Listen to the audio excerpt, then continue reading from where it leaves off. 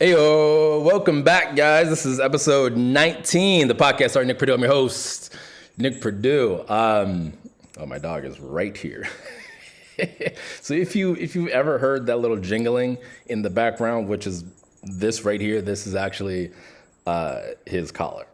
And so if I apologize, if sometimes if I'm really getting into it and then you just hear this, because that's my dog acting like I'm not paying him any attention or whatever it is. Dog owners know. He's not one of those Velcro dogs, but when he wants some attention, like he'll come right up to you and like bug you. But after that, like after he gets his little fix, he'll go sit in the backyard or he'll go into a completely different room for hours on end and give the fuck about me. Doesn't give two shits.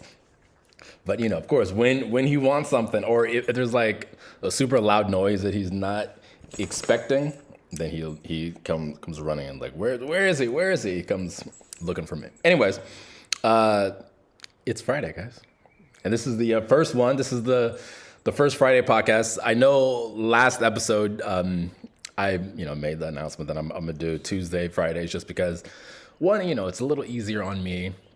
And it kind of gives me a little more space in between episodes, for like shit to happen. So I have some more stuff to talk about. But actually, today, I kind of just want to get into what's going on with all these billionaires. I was on Threads because I'd be scrolling, and I found the video that I was looking for. I don't know, this was maybe like episode 10 or episode 11 or something like that, where I was talking about Jeff Bezos walking around his warehouse and he comes across this guy who stops him. He's like a regular worker or whatever, and he stops him. And they have this really brief interaction. But the title of this clip is it's comparing how much Jeff makes in their 30-second interaction versus how much this warehouse worker makes in the 30-second interaction. And I'm gonna pull the video up now. I'm not gonna play it because it's just gonna sound terrible. But where's my saved? Where's my saved shit? Here it is. Okay, how much does Jeff Bezos make in 30 seconds compared to his employees? So when the video starts, already it's like within the first, 3 seconds, he's already at $2,000. So Jeff, I want to say, is like being interviewed by somebody. Like this is, like I said, like a 60 Minutes or something. Like it's one of those Nightline, type of interviews.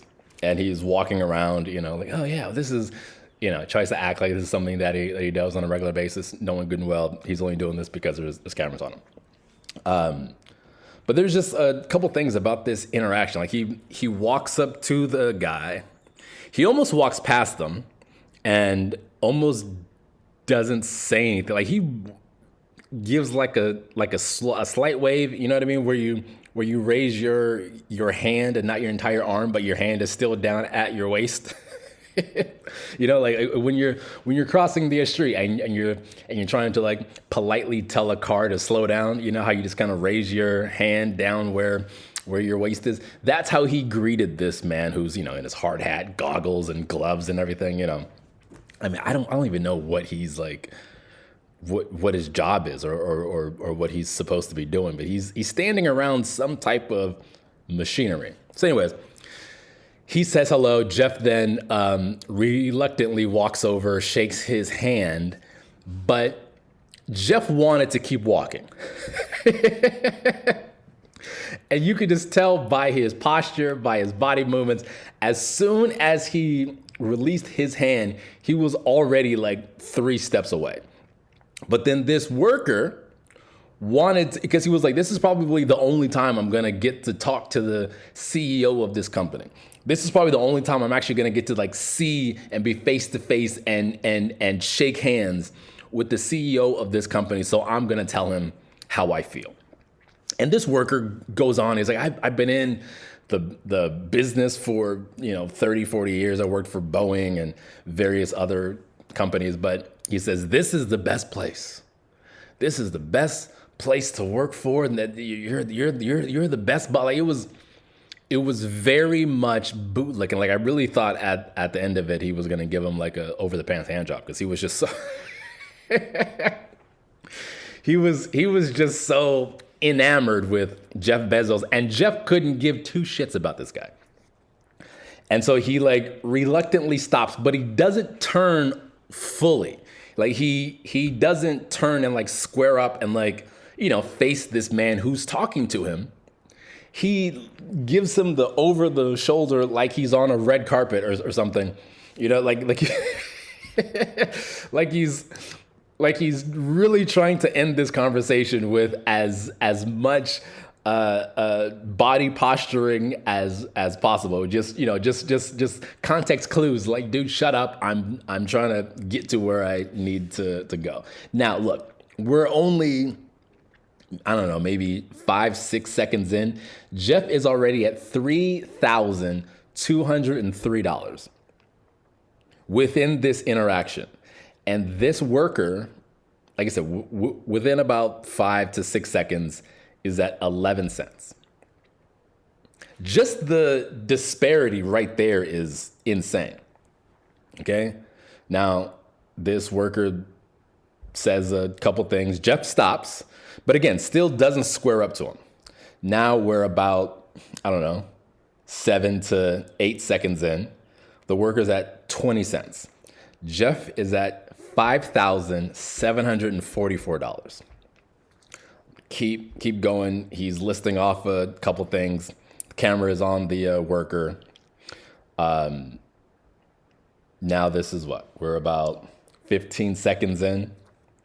Jeff is at $9,211.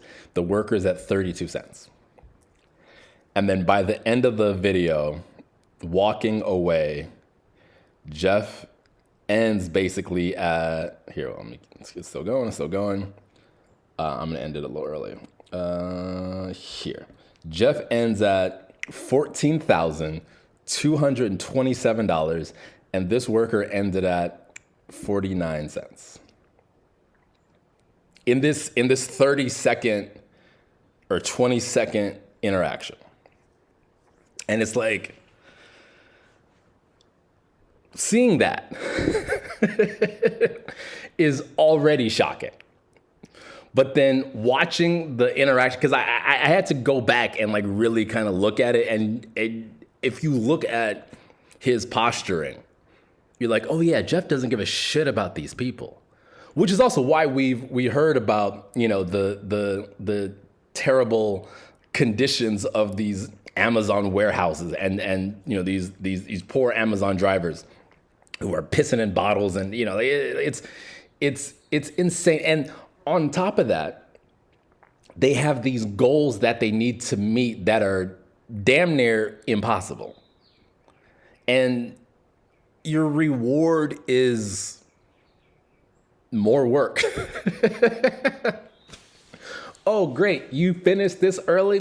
Start on that next pallet down there. And don't worry, we have more coming, because we have 2 trucks that are about to pull up in the next 15 minutes. So there'll be plenty of work for you to do. But seeing that also just like makes me think and just makes me wonder. It's like, how much money do these people really need? Because arguably Jeff is what, at 150, 200, 300 billion, I'm sorry. I understand it's not all liquid, but the fact that it's like stocks and whatever it is, it's like he can buy anything he wants to buy.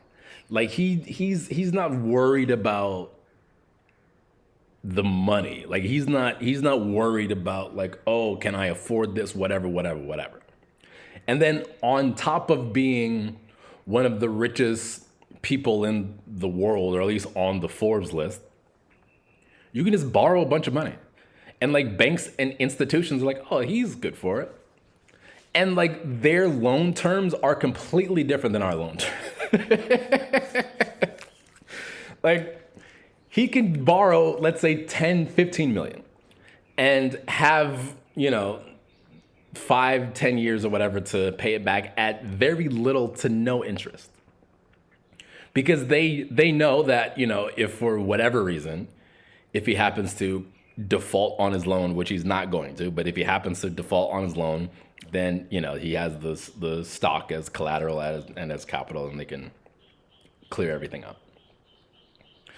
But as I was scrolling and I was reading some of these people's comments, you have people who are defending this man. It's like, oh, but he's creating so many jobs and this and that and yada, yada, yada. And without him, these people wouldn't.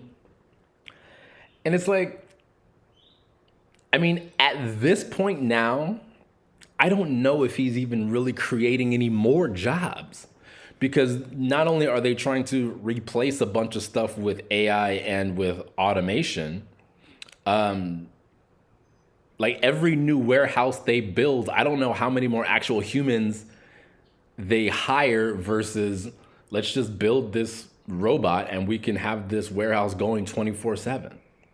Because like humans need breaks. Humans need lunch. Humans need sleep. They can only work for so many hours.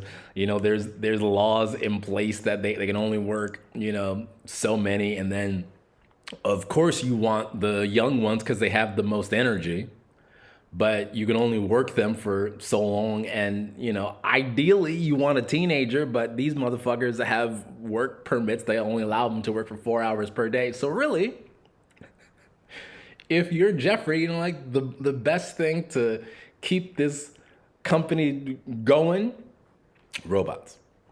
And people are in the comments like, oh yeah, this man is a godsend. You have these same people capping for Elon, who is gutting everything. All in the name of Doge, all in the name of government efficiency. They gave him a bullshit department and a bullshit title and access to our social security and all of our financial situations. And it's like, you know what? We don't really need Medicare. We don't really need SNAP benefits. All of these social programs that are meant to help people in just their everyday lives, because guess what? Everybody doesn't have $400 billion fucking dollars, Elon. There are some people who are just trying to figure out how to make it to the next goddamn day.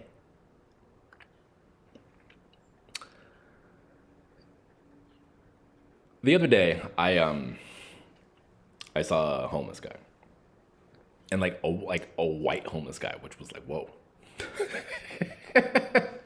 Because my first thought is like, you really must have fucked up if you're white and homeless. Because this whole situation, this whole country was built for you to succeed. If you're a straight white male and you end up homeless, you deserve it. I'm sorry. I'm sorry. I don't mean to be so insensitive.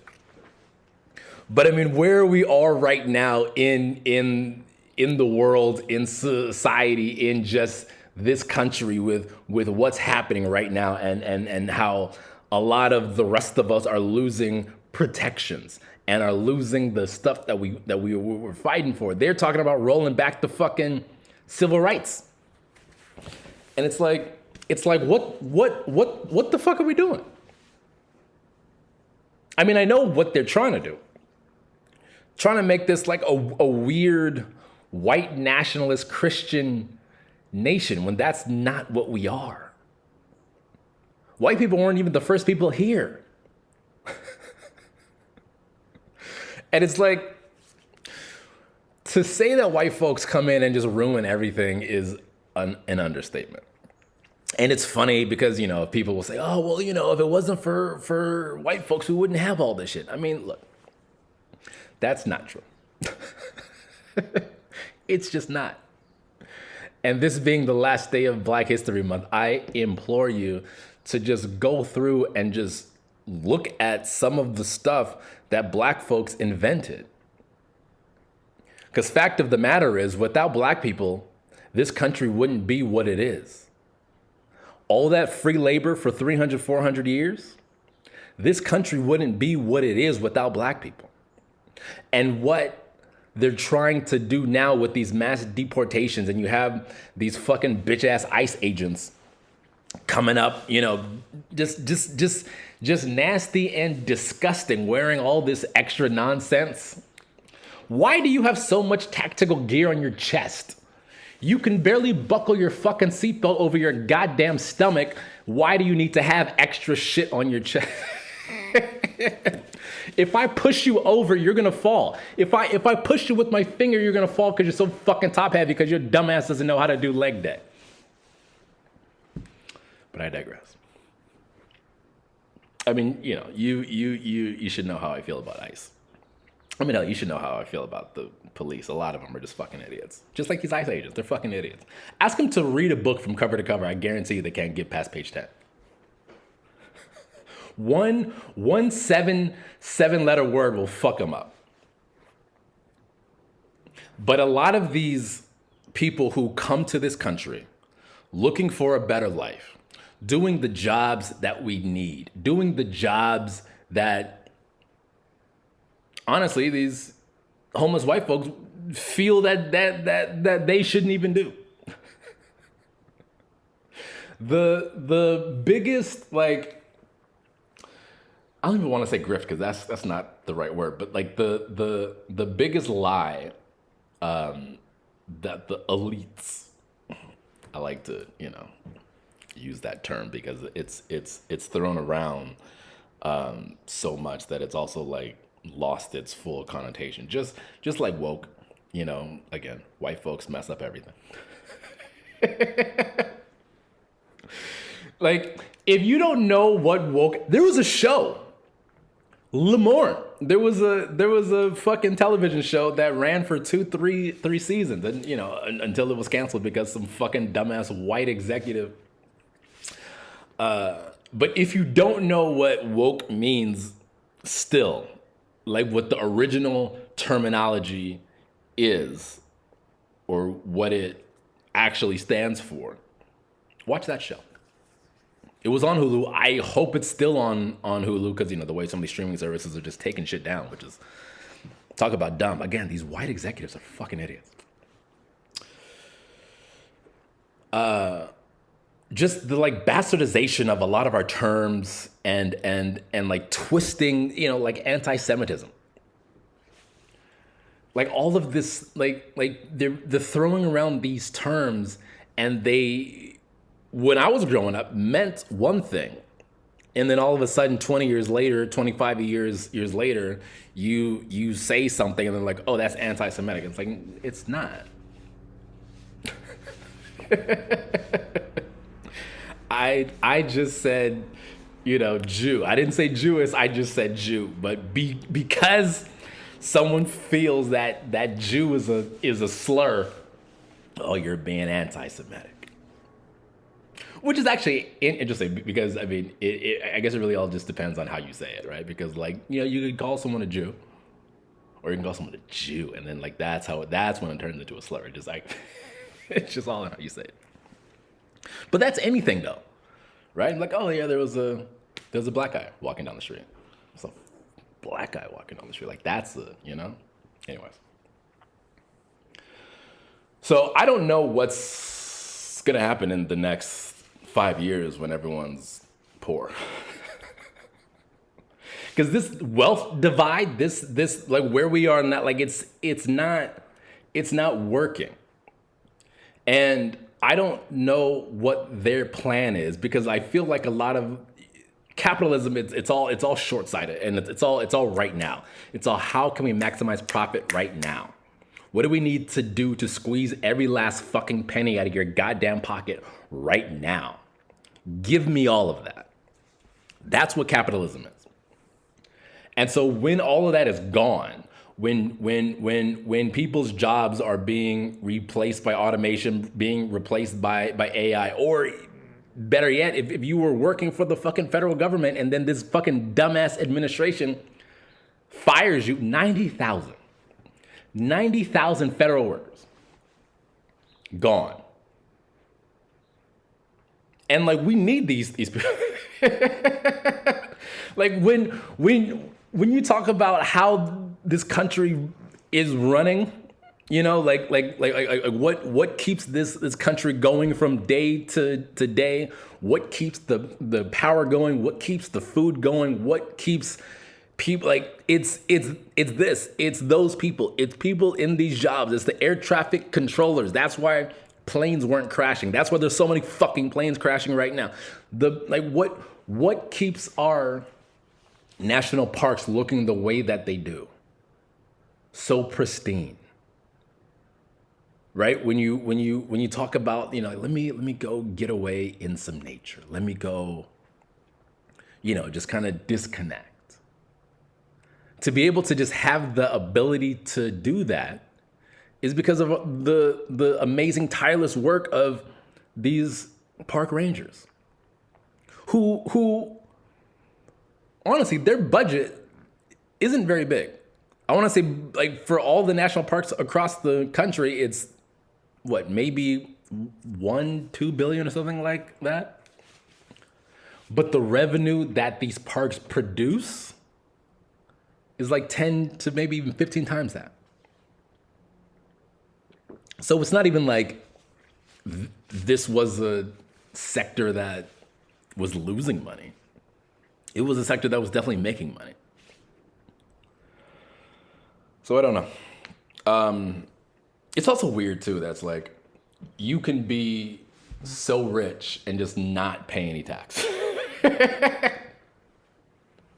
Like if the bottom 70%, if we all just said fuck it, we're just not gonna pay income tax. And like this, I'm not talking about sales tax because, you know, like, they force that on you. Like you can't opt out of sales tax, unfortunately. And if, you know, you own a home, you can't opt out of your fucking property tax because they'll come and snatch that shit, like, which is insane. How can you pay for a house, buy it outright, and then if you don't pay your property tax, the bitch ass government could come take it? That doesn't make any fucking sense. Other countries don't have this. Not, anyways. Like, a lot of it is so ass backwards. Like, once you're done, like, you're honestly, this is just gonna, you know, sound crazy, but, or maybe not. I feel like once you're done paying for your house, you know, I'm like, most loans are what, 30 years. So once you're done paying for your house, you should be done with property taxes, and you shouldn't have to keep paying property taxes once, you know, you're done paying for your house. Or your property taxes shouldn't go up. Whatever it was when you bought the house, it should stay that rate the entire time you own the house. Because the fact that they can go up even after you paid your shit off is the dumbest fucking thing in the world. It's the dumbest fucking thing in the world. Especially when you look around your neighborhood and you're like, where the fuck are my taxes going? Wilshire Boulevard is riddled with fucking potholes. Where the fuck are these taxes going? Where the fuck are these property taxes going? These streets aren't clean. There's lights out, sidewalks all busted up. What the fuck are we doing with this tax money? And it's not just LA, it's not just California. Like, you can go to any major city, you can go to any mid-level city, hell, any small city. Some of these that aren't overpopulated, you know, you're like, okay, like they clearly have allocated their tax dollars. Their streets are clean. You know, sidewalks aren't broken. There's a lot of green space. There's a lot of trees. You know, lights work. you know. But then you go to some other cities and it's like, what the like who? Somebody is just stealing. Like when it comes down to it, you're like, oh yeah, you're just stealing. And then if one of us did it, we go to jail for life. So I don't know. All I gotta say is stop capping for these billionaires because they don't give a fuck about you. Like they really don't. They don't give two shits about you. And if you know what I'm gonna do, I'm gonna pin this video onto my threads. So if you're not following me on threads, go ahead and do that at the Nick Perdue. So you can actually see what the fuck I'm talking about. And you can see how these billionaires don't give two shits about us. I love the performative aspect of it though. You know, Bill Gates talking about, oh yeah, we almost eradicated polio. And so in our eyes, in the major populace's eyes, you're like, oh yeah, Bill Gates actually might be an okay billionaire, but he was on that Epstein plane. Speaking of which, files came out. Here's what's weird. We knew that they were going to be redacted. But on top of that, what's also weird is the FBI then deleted about another 100 pages or so. And so you're like, huh, I wonder why. But also, I don't know what we were expecting to come out of this whole, here are the files. Because look, we have video. And in fact, I'm sure there's enough video that probably has a lot of people in some compromising positions. Because it sounds like Epstein operated kind of on a Diddy level, in the sense of you come to this island, everything's allowed, you can do whatever you want. What's nice is you don't have to worry about prying eyes. Everyone on the island is people that I've allowed here. Like it's a very controlled environment. So you have a lot of these elites, a lot of these wealthy folks who may have some weird fetishes or who may have some secrets that don't want to get out. They can live out all of their dreams here at this island, Fantasy Island, Epstein Fantasy Island. And I'm pretty sure if I was a betting man, I'm pretty sure Trump is on some of those tapes. He's probably on a lot of those tapes. His little greasy hands are probably on a lot of those fucking tapes. And I don't think we're ever gonna see him. I don't think they're ever gonna see the light of day.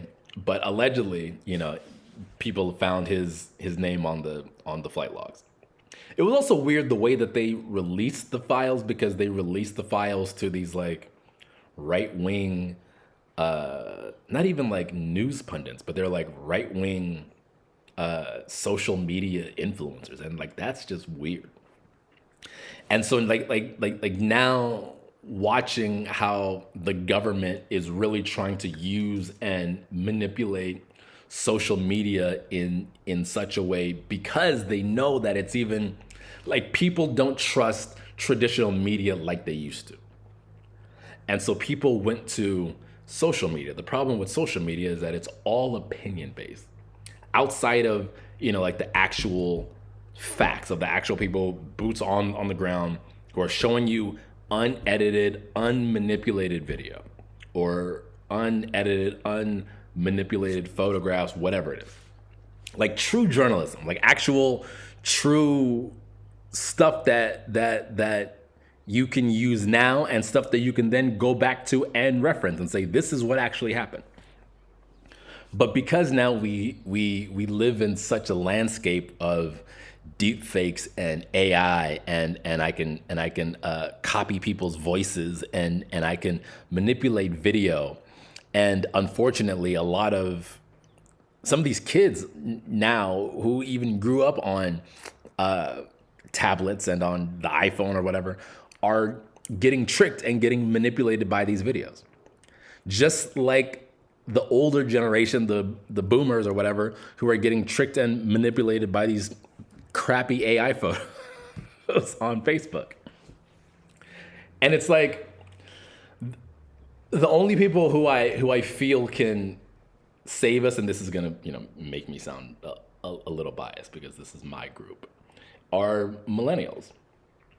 Because we were able to see life pre-social media, and we were able to, and we're living life now with social media. And we've been able to see the evolution, and we grew with social media. And now it's gotten to the point where it's outgrowing us, and this is what's starting to get scary. Because stuff is starting to get better. And unfortunately, I think a lot of us are gonna start to get tricked and are gonna start to get manipulated very easily. Because it's just gonna become so easy to do. Like there's like apps where you can just like create a fucking AI whatever in like 10 minutes and then post something and then have that shit go viral and just spread all this misinformation. And if it's good enough and if it's believable enough, like if there's a sprinkle of truth in it, if it's laced with a little truth, then people will fucking take it and run with it. And that's what we've seen, and that's what we're seeing. And we saw it, with the elections and, with people were saying it's Russia and interference and this and that. But I mean, now, even this last one, I mean, Trump even said it himself, how Elon helped him win. He knows the voting booths or whatever. What did he say? He said something about he knows how to, get the numbers or whatever it is. And all the swing states vote for, like, it was, I don't know, like I feel like there was a lot that just didn't seem or feel right. But the fact now that he's got a lot of these agencies or even departments to even like do some digging and replacing those people with loyalists, it's like, oh yeah, like that's how you fucking, it's corrupt. And we're watching this man and his fucking cabinet just corrupt and just gut and just fucking brutalize our democracy in front of our eyes. And unless you have $50 million or more, it's like this country isn't for you anymore. Like, I don't know. I hate to say it, and I hate to even kind of like lean down that road, but it's like, I don't know. I mean, at the end of the day, there's more poor people than billionaires. So if it's a numbers game, and I feel like a lot of these billionaires can't even fight. So if it's a numbers game, some of these guys just probably should be Luigi. You know what I mean? So I mean, it is what it is. So like someone needs to be a martyr, right? Go down for the cause, whatever it is. I'm kidding. These are jokes. But yeah, I mean, it's like a weird kind of place where we're at. But the Epstein files, I figured that we weren't going to see anything, to be honest. I mean, anytime they release these like classified documents, like you're never going to see the thing that you think is in there or that you may want to see. Because even though they release them, it's just like a bunch of redacted pages. Like if every line on the page is redacted, then what's the point of even releasing this thing? Just to say that you released it? You should have just kept it. Because even though it's released, it's still classified. You know what I mean? So like when you have other presidents who like didn't release any of this classified information because they knew that if they really, like it's a lose-lose situation for the good guy, right? Let's say Obama released the Epstein files or the JFK assassination files or the Martin Luther King files. And when they were released, the public is like, oh my goodness, we finally get to read this stuff. And then when the public sees it, it's all redacted. The public is now going to be like, what the fuck? Why did you even release this if we can't see it? It's like, what was the point? And then you have someone like Trump who is now standing on this. I'm going to release this. I'm going to release this. We want transparency or whatever. Like if you're dumb enough to fall for the okie doke, and that's essentially what he's banking on, because he knows a lot of his base, they're fucking idiots. Like you're a fucking idiot. If you voted for this man twice, you're a fucking idiot. Like, I don't know how else to slice it. But like you're a legitimate idiot. And then on top of that, if you voted for this man and then you then are now facing some of the repercussions of voting for this man, take a long walk off a short pier. Like I don't know what to what to say to you. Like this is what you deserve. Like you reap what you sow, right? Isn't that what they say in the Bible, you fucking Christian? So Trump was now using this, I'm going to release the file, so his base feels like, oh yeah, he's on our side. Not knowing that these classified documents are still going to be classified. They're quote unquote declassified, but they're still classified because you can't read anything on the fucking document. But, they're out there now, I guess. So whatever it's worth, I know we're not going to see the full Epstein stuff. But what I will say, if you do want to see some of the nasty shit that Trump did with his buddy Epstein, the like rapes and stuff, and these are like minors too. I want to say it's more than one, because there's lawsuits. So you can Google it, and guess what? All that shit is public. None of that shit is redacted. You can read everything. You can, and a lot of it is graphic, a lot of it is gruesome, and you also have to remember that these women who are suing were talking about this when they were 13, 14, 15 years old. You have this fucking man, you have this fucking 40-year-old disgusting piece of shit of a man getting on top of forcing himself on children. And on top of that, forcing himself on children that look like his children. If you really want to, get into it. There's photos. There's photos of Trump on the Lolita Express, surrounded by adolescent girls. And it's like, how did you think this was a good idea? Why would you assume this photo was a good idea? Those videos of Trump and Epstein at some party and girls dancing around, a lot of these girls look like they're 16, 14, 15, maybe 18. And you can tell Trump is fucking looking at these girls like a bear looking at salmon. Like just ready to pounce. Just overbearing, just ready to just imprint his stench on their lives forever. And it's goddamn disgusting. Another thing, before we go, I've watched some like news stuff. I tried not to immerse myself in it anymore because it's just so depressing. But I have watched some new stuff, and it's interesting because a lot of people, are like, God save Trump. That assassination attempt, like that was God, stepping in. And as we're a little further out from it now, and as we're able to kind of now see the whole picture and the whole scope and see what's happening and really see that this is fucking Project 2025, which Trump says, oh, I don't know anything about it. Shut the fuck up. It was fake. The assassination attempt was fake. I am not saying that to be, or I don't want to say fake because someone did die. But I want to say that it was definitely set up or definitely orchestrated in a way to make Trump look and feel like some type of hero. Right? Because he was losing so much PR.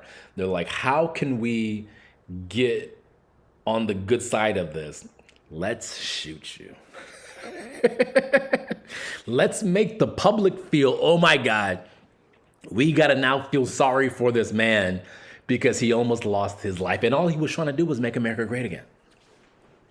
And some deranged, crazy leftist, because that's the story that they like to run with. When it come to find out, he was a red-blooded, red hat Republican.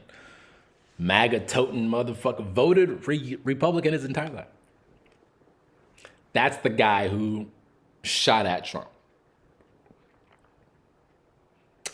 And whether or not the actual plan was for him to miss, I believe the plan may have been for him to use squibs or for him to maybe use not real bullets. But maybe something happened and he was fucked up and he was like, you know what, fuck this. And he let his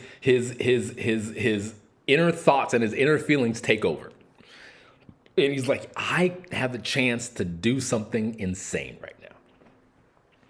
And whether or not he replaced the squibs with real bullets or, because like I said, someone died. So like someone did get shot and someone got shot with the real bullet. But whether or not the rest of them were squibs and he put one real bullet in there, we would have been in a different place. Although I will say that if he did hit him and he did go down and he didn't come up, I think it would have sent a ripple shockwave like across the nation. And if you think his base is unhinged now, they would have been fucking crying in the streets, ripping their clothes off, Stella, like that type of shit, you know what I mean?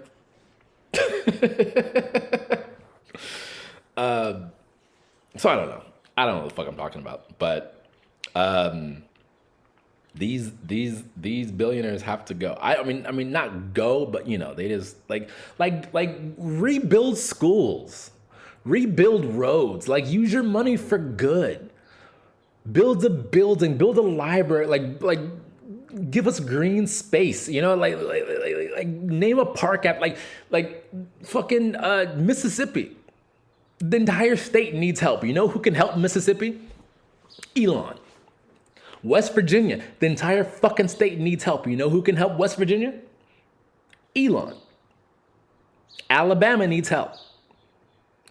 Them dumbass toothless motherfuckers down there, they need some help. They need better schooling. They need better everything. You know who could help? Elon. Fucking Bill Gates. Fucking what's his name? Mr. I go to McDonald's every day and order the same thing and I live in the same house in fucking Omaha. Warren Buffett. The top three, and then you could throw Bezos in there. Right? Or even fucking Zuckerberg. This crazy ass. Like, why aren't these billionaires being philanthropists? Like J. Paul Getty. Prime example. Use your money, build a museum, even if it's on a bluff in fucking Bel Air and has amazing views of the LA basin and of the ocean. And it's just like if you've never been to the Getty, I implore you to please go. It's a wonderful time. And they have great art, like, and they'll have like various artists come through and have like different installations and everything. It's a great museum. And then the Getty Villa. And because look, the way that these wildfires are fucking happening, these buildings may not be standing longer than, another 20, 30 years. So go while you can now. But these billionaires, like put your name on a hospital. You know, like there should be a Kaiser Permanente Musk wing or something. You know, like neonatal care, something that when we look at what you've done for humanity, we're like, oh, okay, they weren't that bad. I mean, look, J. Paul Getty probably was a problematic billionaire. Let's be honest. He probably was, because I mean, no billionaire is unproblematic, right? But at least now, when you hear the name Getty, what do you automatically like think of aside from the celebrity red carpet photos? The museum. And that's all kids now, when they hear Getty, that's what they're gonna reference up. They're like, oh wow, he actually probably was an incredible. This is amazing. Look at what he did with all this money. Look at how he gave back. And you have these various foundations and organizations that are helping out. And I want to say Bill Gates has a couple like he may have a wing at a school or something, or like a library. But we need like Steve Ballmer. Just, the fucking Intuit Dome. That's a great use of your money. Yes, you own the team. Yes, you had it took what, 10 years, because they had to get through a lot of red tape, and then they finally like broke ground. I want to say what, 2015, 2016, and then he had to buy the fucking forum. So he went through all of that, and then on top of that would pledge $100 million, $200 million to put back into the city of Inglewood. And on top of that, while we're talking about Steve, the LA Fire Aid concerts were at the Forum and we're at the Intuit Dome, and I'm sure Steve probably let them use both these places for free. And then he also said, however much money we're going to raise, I'm going to match that. And I want to say between those two concerts, between those two events, like around $100 million was raised.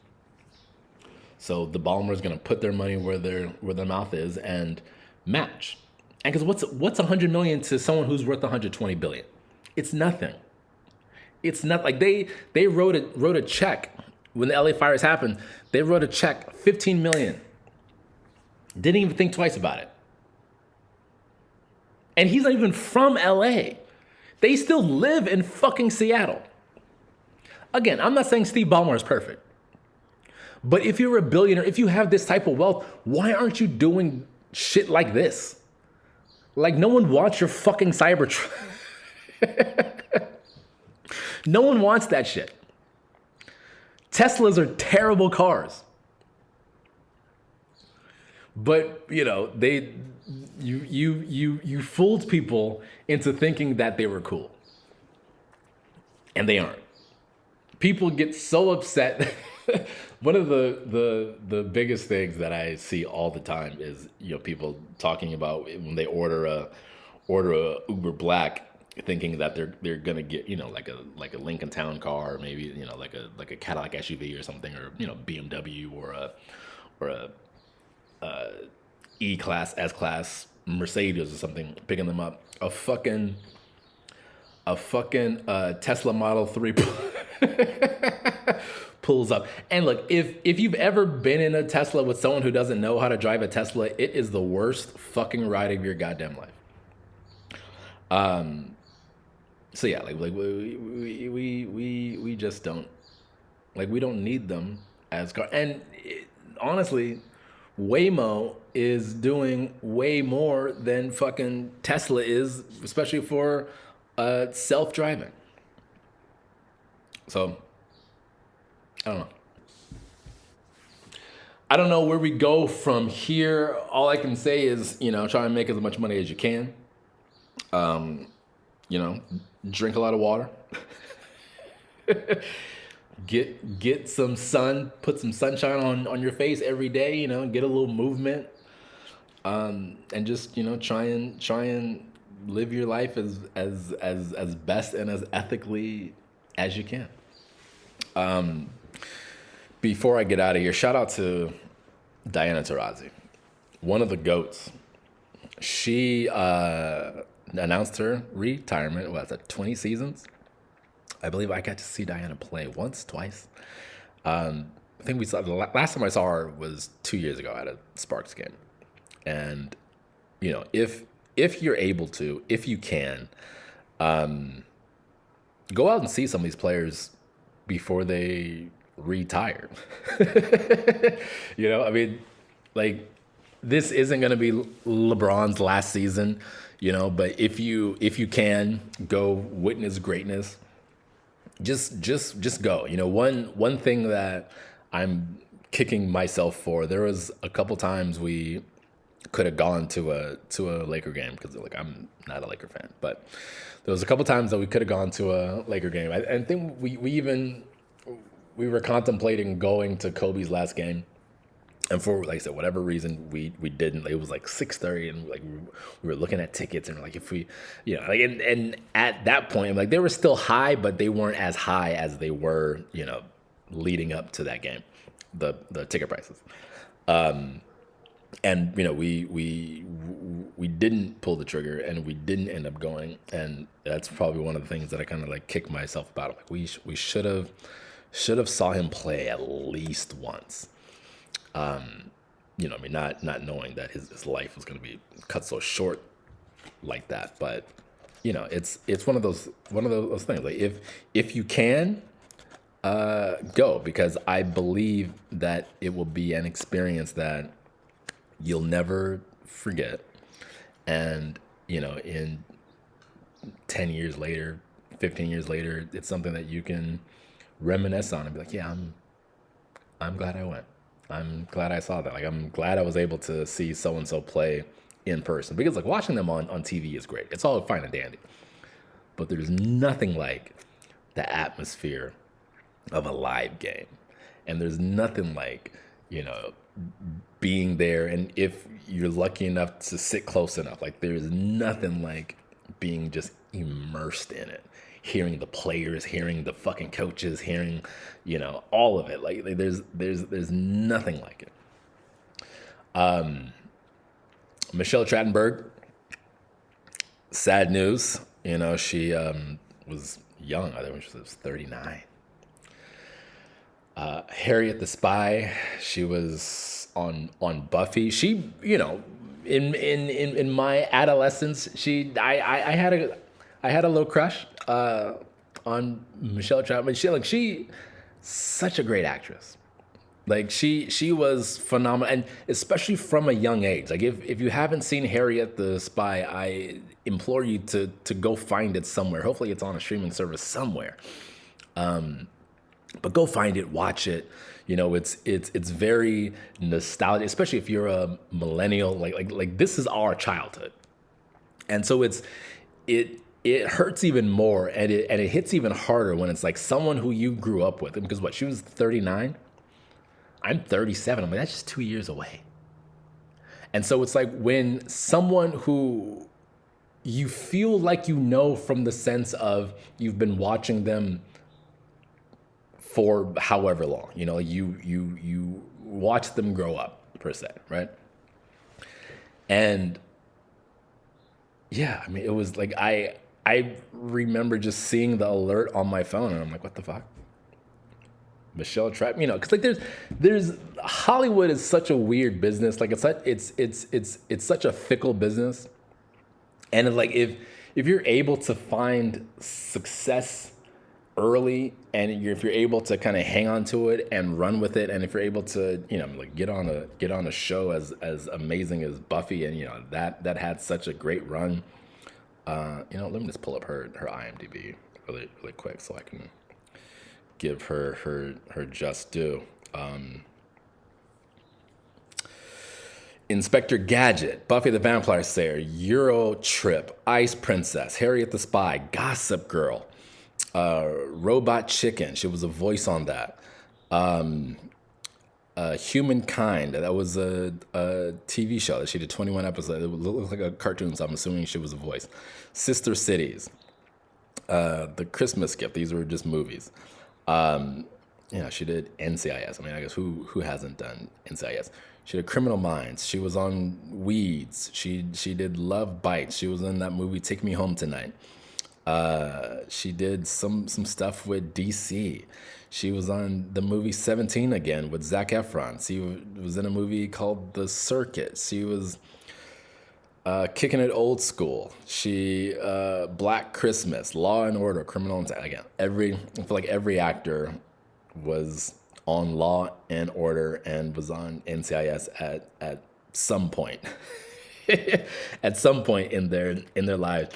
But where I really remember Michelle Trachtenberg was Adventures of Pete and Pete, and then Harriet the Spy, and then she did two of those, and then it was, what was it, in Inspector Gadget? Yeah, she was Penny, like and like that was kind of like the biggest thing. And then we got to see her on Buffy. 66 episodes of Buffy. Ice Prince. I mean, like she had an amazing career. So rest in peace to Michelle. Gene Hackman, another one. Shit. Gene lived a wonderful life. I hope. I would like to believe, he was 95. What's sad is his wife also passed away. I mean, she was in her 60s. I want to say she was like 64 or something. But also come to find out that their dog even passed away. And so it's a little weird. People are speculating, could have been carbon monoxide. Apparently the police and investigators were saying that it wasn't a gas leak. But when you have something like even the dog dying, then like there has to be something. Unless like they were poisoned or something. I mean, I don't know. But Gene Hackman, Jesus, just the gigantic. Like when you talk about an actor's actor, when you talk about a man who can embody a role. One of my favorite Gene Hackman movies was The Quick and the Dead, actually. Russell Crowe, Sharon Stone, a young Leo, and Gene Hackman. And Gene Hackman was perfect for this villain role. He essentially played a billionaire. No, but he was the richest man in the town.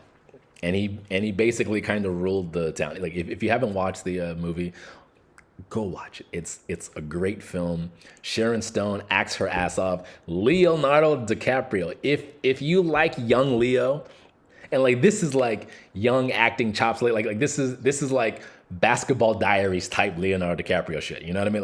Like this I want to say it was before Titanic. I want to say. But it was just one of my favorite movies. It came on a lot. Like it was on TBS a lot in like the early 2000s. And I would sit and watch it any and every time it came on. Let me just pull up The Quick and the Dead. Yeah, 1995. Because what? Titanic came out in 96, right? Let me just pull up Leonardo DiCaprio's fucking crazy filmography. I don't want to say all he's produced. He's produced so much shit. Good for you, Leo. Okay. But yeah, I mean, but if you want to, like, especially if you're a young actor and if you want to see someone, yeah, this was right after Basketball Diaries. So if you want to see just a group of actors, because even Russell Crowe killed this fucking role. Really just, like a true Western, And what's so great about it, it's like the entire movie basically takes place in this town. And it's, you know, like now that I know how movies work, you know what I mean?